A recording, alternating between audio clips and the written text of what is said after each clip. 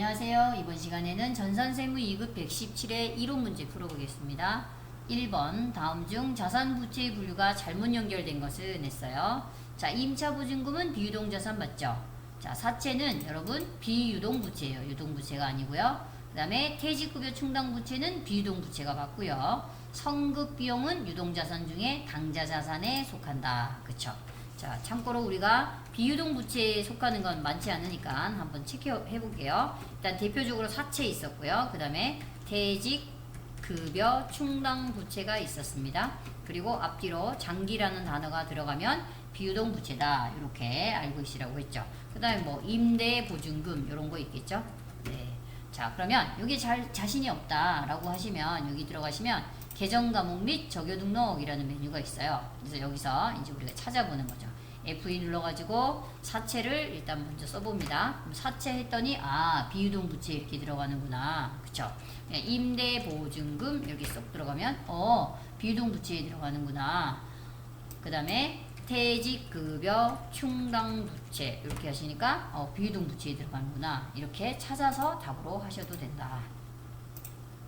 자, 이제 2번 해보겠습니다. 무형자산에 대한 설명으로 옳은 것을 냈어요. 자, 옳은 거 찾아볼게요. 자, 요즘에 이 무형자산의 이론 문제가 잘 나오니까 잘 체크를 해보겠습니다. 무형자산의 창출을 위한 내부 프로젝트를 연구 단계와 개발 단계로 구분할 수 없을 때는 모두 다 프로젝트에서 발생한 지출은 연구 단계로 보시면 돼요. 그래서 판관비로 처리한다. 그래서 이 말은 맞았습니다. 1번. 답은 1번이고요. 2번 내부적으로 창출한 영업권은 취득일의 공정가치 자산으로 인식한다 그랬는데 내부 창출은 우리가 무형자산으로 인식하지 못합니다. 아셨죠? 왜냐면 무형자산의 특징인 어떤 거 식별 가능성의 요건에 충족하지 못했거든요. 그래서 금액으로 측정할 수 있어야 되는데 내부 창출은 그게 안 된다. 그래서 틀렸고요. 3번에 연구 단계에서 발생한 지출은 모두 무형자산으로 인식한다 그랬는데 연구 단계는 판관비로 가셔야 되겠죠. 개발 단계가 무형자산이고요. 무형자산의 상각기간은 어떠한 경우에도 20년을 초과할 수 없다? 아니죠. 예외가 있죠. 법령으로 정한 경우 독점적이고 배타적인 권리에 부합하는 우리가 법령이나 계약에서 정해진 경우는 우리가 20년을 초과할 수 있다라는 예외 항목이 있었어요. 자, 이제 3번에 가시면 다음 중 채무증권으로만 분류되는 유가증권은 무엇이냐 그랬는데요. 자, 일단 회사가 유가증권이 4가지가 있거든요. 자, 이거 한번 해볼까요? 유가증권. 자, 유가증권은 일단 단기 매매증권이 있고요. 그 다음에 매도 가능 증권이 있고요. 만기 보유 증권이 있고요. 그 다음에 지분법 적용 투자 주식 이렇게 있잖아요. 그래서 유가증권은 우리가 지분증권과 뭐로 나눠진다? 채무증권으로 나눠진다. 채무증권으로 나눠진다. 지분증권은 우리가 만기가 없는 주식이에요. 주식. 만기가 없다. 그래서 얘는 주식을 우리가 지분증권이라고 하고요. 채무증권은 만기가 있다. 그래서 얘는 뭐로 분류한다고요? 채권으로 분류한다. 그래서 이 단기 매매증권이랑 매도 가능 증권은 둘 다 뭘가 가능하죠? 얘네 둘이는 지분도 가능하고 뭐도 가능하다고요? 채무도 가능하다. 그리고 매도 가능 증권도 지분도 가능하고 채무도 가능하다. 그런데 여기에 만기 보유 증권이라는 건 만기가 있어야 되니까 절대 채무 증권만 되는 거지 만기가 없는 건 안 된다는 소리예요. 그래서 만기 보유 증권은 뭐만 된다? 채무 증권으로만 분류를 할 수 있다. 이 소리예요. 그 다음에 이 밑에 지분법 적용 투자 주식은 이 끝에가 지금 주식이라는 소리잖아요. 주식은 회사에 만기가 없는 거니까 뭐로만 분류할 수 있다? 지분 증권으로만 분류할 수 있는 거죠. 그래서 답은 채무 증권으로만 분류할 수 있는 것은 답은 3번 만기 보유 증권 이렇게 답을 하셔야 되겠어요.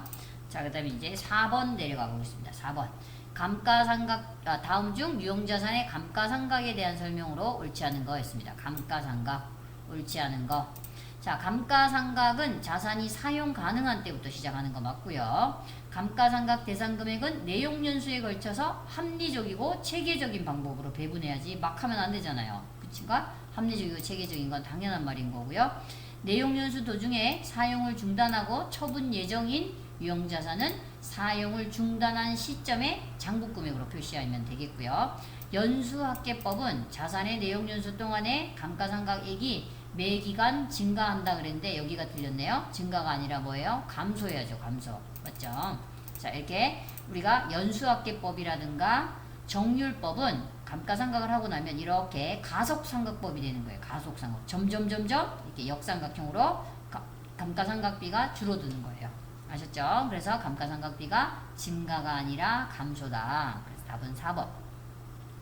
자, 이제 5번 해보겠습니다. 다음 중 일반 기업회계 기준상 오류 수정에 대한 설명으로 옳지 않은 것은 했네요. 오류 수정 나왔습니다. 오류 수정. 자, 오류 수정은요, 올바르지 않은 회계 처리를 올바르게 회계 처리하는 거죠. 예. 자, 잘못된 회계 처리를 올바른 회계 처리로 하는 걸 우리는 오류 수정이라고 한다. 이 오류 수정은 두 가지가 있어요. 중대한 오류가 있고요. 중대하지 않은 오류가 있다. 그러면 이 중대한 오류는 잉여금을 우리가 수정해야 된다. 그리고 얘는 영업외 비용으로 간다. 금액이 작거나 계정 과목이 뭐 대수롭지 않은 것은 영업외로 가면 되고요. 중대한 오류는 잉여금으로 간다. 그럼 잉여금으로 가야 되니까 우리는 잉여금으로 하면 재무제표가 다시 제작성이 돼야 되겠죠. 그쵸? 얘는 그냥 단기부터 영업외로 빼서 하면 되겠다. 이런 뜻이에요. 자, 그러면 우리가 잉여금 코드 중대한 거는 우리가 300번 코드다 이렇게 얘기했고요. 영업에 중대하지 않은 것은 900번 코드다 이렇게 얘기했었는데, 그쵸? 자, 오류의 수정은 작년, 전기 그리고 또는 그 이전에 재무제표를 포함해서 회계적 오류를, 그렇죠, 단기에 발견하여 수정하는 것을 말하는 거 맞죠? 이게 오류 수정이고요. 단기에 발견한 전기 또는 작년 또는 그 이전 기간에 오류 중에서 중대한 오류가 아닌 경우에는 영업외 손익 중에서 정기 오류 손익으로 한다. 그렇죠? 중대하지 않은 건 영업외로 간다.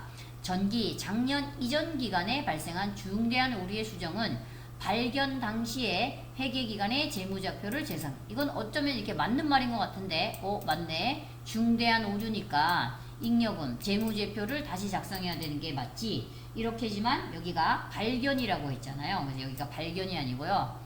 발견 당시 이러시면 안 되고 발생 당시. 그러니까 23년에 만약에 오류가 발견됐으면 잉여금이 23년부터 바뀌어야 된다는 소리잖아요. 그러니까 여기가 틀렸다는 소리죠.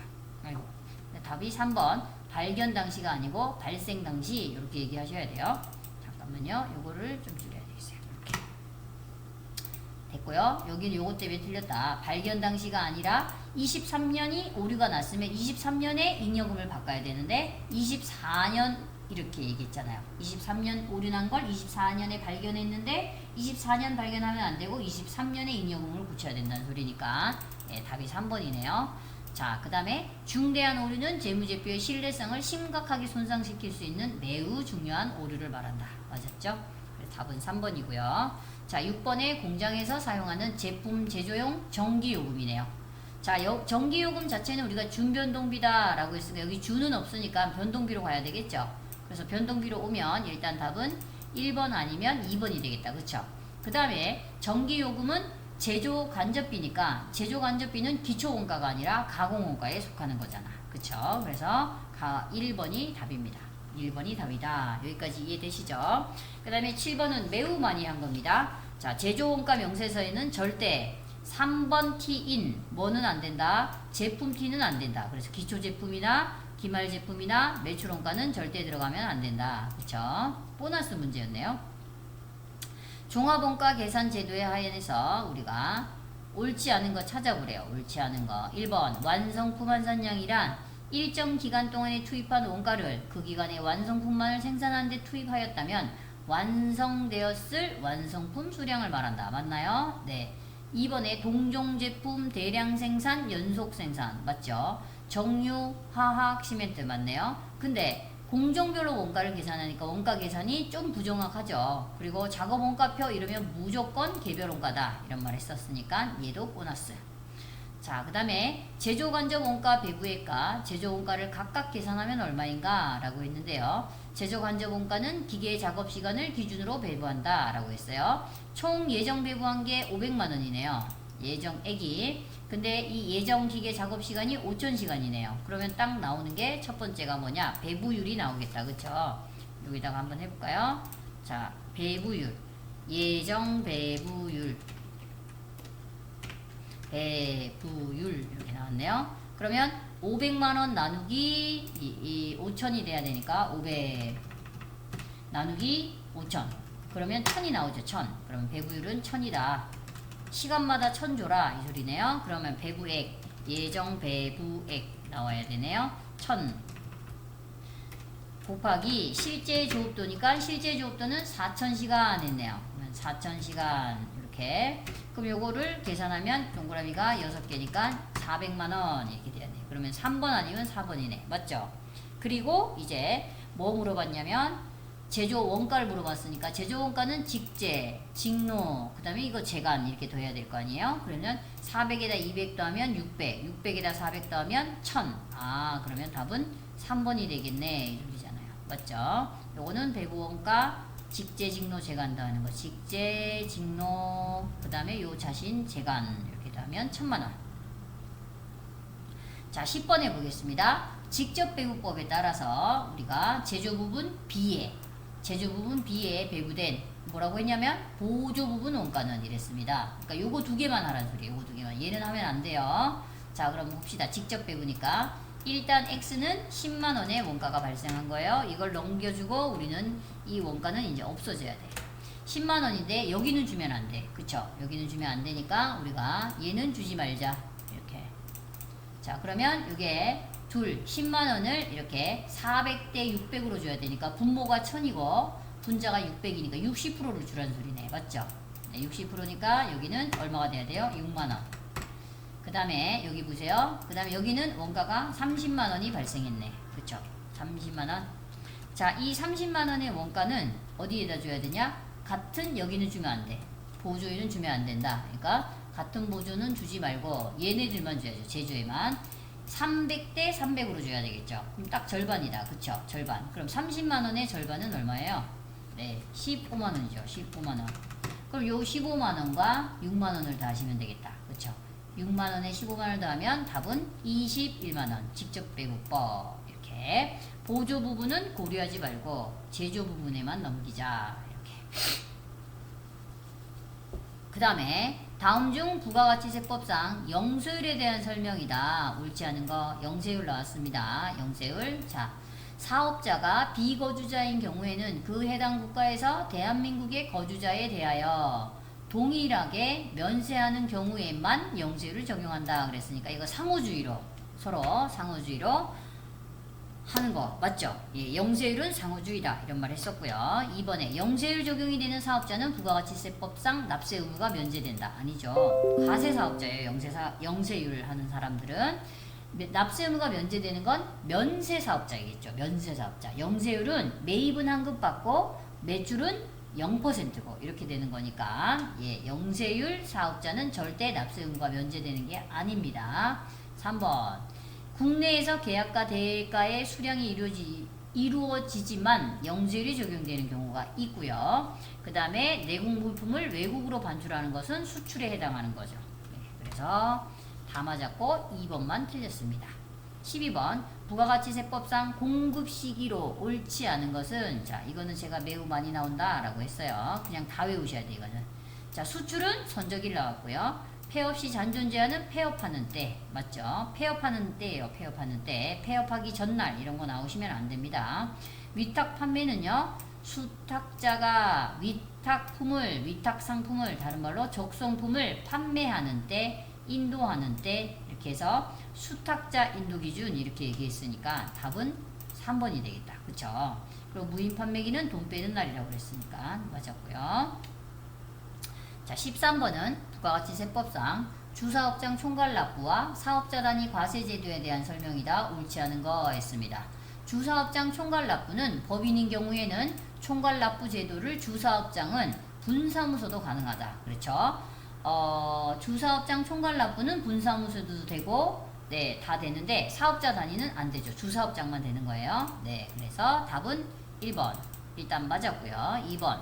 총괄 납부의 신청은 납부하려는 가세기간의 종료일 20일 전에 신청하는 게 아니고 여러분 여기가 틀렸네. 가세 개시일 20일 전에 신청을 하셔야 되겠죠. 종료일이 틀렸다. 그래서 답은 몇 번이에요? 네, 2번. 가세기간 개시 20일 전이어야지 종료가 나와서 틀렸고요.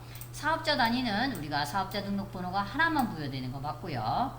자, 그 다음에 사업자 단위 과세를 적용할 경우에 직매장 반출은 공급 의제에 배제된다. 맞죠? 우리가 여기서 하나만 해보시면 직매장 반출 나왔잖아요. 직매장 반출의 원칙은 뭐예요? 예, 간주 공급이잖아요. 간주 공급. 그런데 여기에 예외가 뭐예요? 예, 사업자 단위 과세 제도 또는 주사업장 총괄 납부 제도. 요게 예외거든요. 근데 예외의 예외가 있어요. 예외의 예외. 요거는 뭐냐? 사업자 단위 과세 제도나 주사업자 총괄 납부 제도임에도 불구하고 우리가 세금 계산서를 발행을 했다면 그때는 그냥 간주 공급으로 볼게. 어쩔 수 없잖아. 이런 뜻이에요. 아셨죠? 그래서 예외의 예외가 나왔다.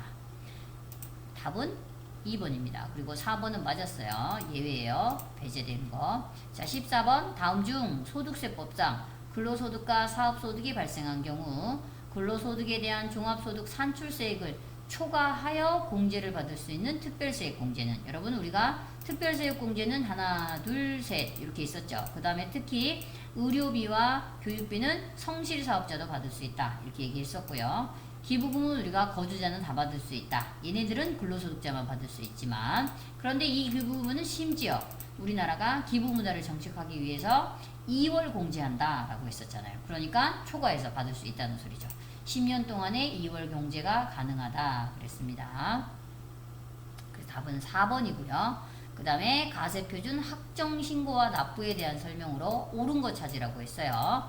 자, 공적연금 소득만 있으면 공단에서 연말정산을 해줘서 우리가 다시 5월달에 연말정산을 종합소득 신고를 할 이유가 없습니다. 그리고 근로소득만 있으면 연말정산하고 끝나는 건데 둘이 같이 소득이 와 있으니까 우리는 확정신고를 5월달에 해주셔야 된다. 그래서 1번 틀렸고요. 다음 두 곳 이상의 직장에서 근로소득이 발생된 자가 이를 합산하여 한 곳의 직장에서 연말정산을 했다면 종합소득세 확정신고 의무가 없습니다. 네, 이거는 정확히 맞았어요. 우리가 연말정산을 할 때 종전근무지 입력하잖아요. 그쵸? 종전근무지를 입력해서 현재 종전에 다녔던 거랑 현재 거를 같이 연말정산을 하니까 이때는 다시 5월달에 확정신고 의무가 없다. 이렇게 되어 있고요. 그 다음에 세 번째는 근로소득이 있는 자가 연말정산 대상 사업소득이 추가로 발생했대요. 근로소득도 있고 사업소득도 있으니까 소득이 두 개니까 우리는 확정신고를 해줘야 되겠다. 그 다음에 금융소득이 2천만원 이하여야 되는데 2천만원을 어떻게 했어요? 초과해버렸네요. 2천만원을 초과하면 반드시 종합소득에 확정신고를 하셔야 됩니다. 그래서 답은 2번이 되겠습니다. 자, 이렇게 하시면 이제 117의 이론 문제까지 다 풀이가 끝났습니다. 자, 고생하셨습니다.